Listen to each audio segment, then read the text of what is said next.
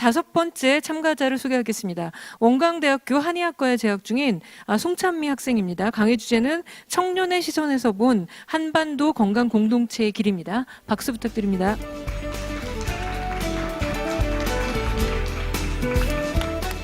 네, 안녕하십니까. 저는 청년의 시선에서 본 한반도 건강 공동체의 길이라는 제목으로 발표를 하게 된 발표자 송찬미입니다. 저는 먼저 한반도 건강 공동체의 의의를 밝히고 제가 생각하는 정책적 방향성 그리고 이를 위해 어떻게 구체적인 실천 방안을 마련할 수 있을지 이러한 순서로 발표를 진행해 보겠습니다. 본격적인 발표에 앞서 이 장면 다들 기억하시나요?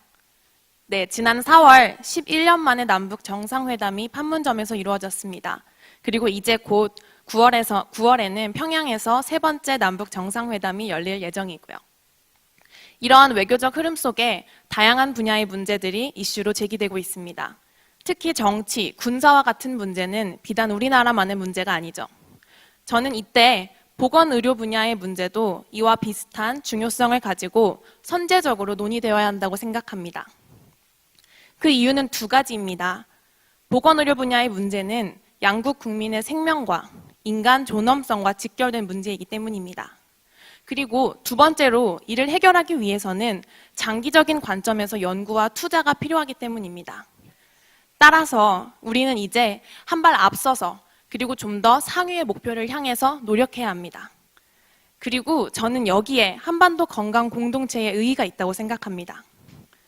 서로의 정치 체제는 다르지만 그 다름을 인정하고 그 안에서 북한의 열악한 의료 환경을 어떻게 개선할 수 있을지 그 방안을 모색하는 것, 그리고 정치적 통일은 멀었더라도 건강한 한반도를 만들기 위해서 남과 북이 함께 협력하는 것을 말입니다.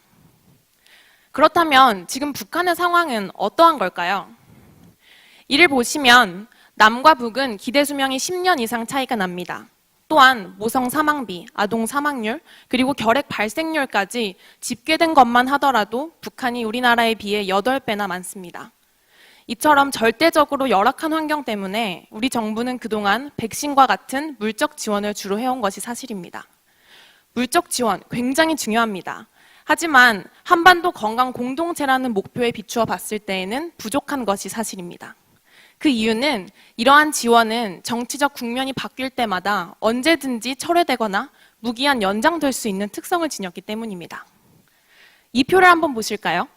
이는 1995년부터 2016년까지의 대북 지원의 추이입니다. 2000년대 초반에는 평균 3천억이 넘는 금액이 매년 대북 지원에 사용됐었는데요. 2008년 정권이 바뀌고 또 천안함 사건과 같은 군사적 이슈가 터지면서 지금 대북 지원액은 굉장히 줄어든 상태입니다.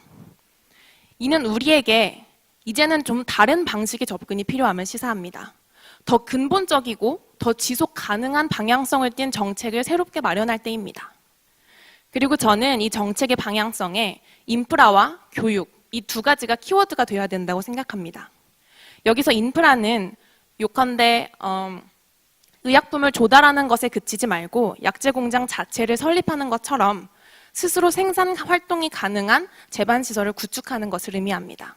그리고 교육은 기술을 중심으로 이루어지되 이때 응급 매뉴얼이나 진단 프로세스와 같은 무형의 것도 꼭 포함해야 합니다. 그런데 과연 이것을 누가 해야 할까요? 그리고 어떻게 해야 할까요? 저는 국가, 사회단체, 그리고 교육기관이 중심 주체가 되어야 한다고 생각합니다. 먼저 국가는 이러한 정책이 시행되기에 앞서 북한에 대한 세밀하고 폭넓은 이해가 이루어질 수 있는 교류의 발판을 마련해야 합니다. 특히 전문가들의 인적 교류를 활성화하고 또 통일의학과 관련된 연구 지원 예산안을 편성하는 데 힘써야 할 것입니다. 그리고 사회단체입니다. 저는 개인적으로 사회단체의 역할이 굉장히 중요하다고 생각하는데요. 해당 필드에 있는 전문가들이 모인 곳인 만큼 실행 가능한 액션 플랜이 나올 수 있는 곳이기 때문입니다. 따라서 비단 보건의료 분야에만 그칠 것이 아니라 다양한 분야의 전문가들이 모여 구체적인 플랜을 마련하고 이를 통해서 국가 정책에 적극적으로 개입해야 합니다.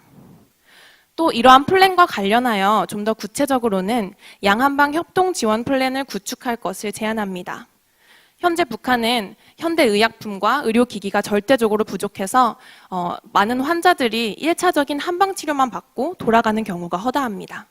이때 좀 더 체계적인 한방진료 기술이나 또 한약 제조 방법 등은 비교적 단기간 내에 그리고 좀 더 적은 재반 비용으로 북한에 바로 적용할 수 있기 때문에 이러한 한방 지원을 필두로 약학 및 현대의학에 대한 교육 그리고 나아가 인프라 구축까지 점진적이고 또 지속적으로 진행될 수 있도록 사회단체가 노력해야 한다고 생각합니다. 마지막으로는 교육기관입니다. 대학과 같은 교육기관은 북한 의료 실정이나 세계 보건에 대해서 연구와 수업을 진행해야 합니다. 특히 교수자와 학생 모두 다양한 의견을 나눌 수 있는 논의의 장을 마련하고 이를 통해서 미래 통일의학 전문가를 양성한다면 장기적인 관점에서 한반도 건강 공동체를 이룩하는 데 큰 도움이 될 것이라 생각합니다. 이처럼 국가, 사회단체, 교육기관, 그리고 우리 국민 모두의 협력이 있다면 한반도는 인간 모두의 존엄성이 수호되는 하나의 건강 공동체가 될 수 있을 것입니다. 그리고 또 나아가 이것이 정치, 경제, 사회 등 다양한 이념적 차이를 넘어서 진정한 통일을 이룩하는 초석이 되기를 소망합니다. 감사합니다.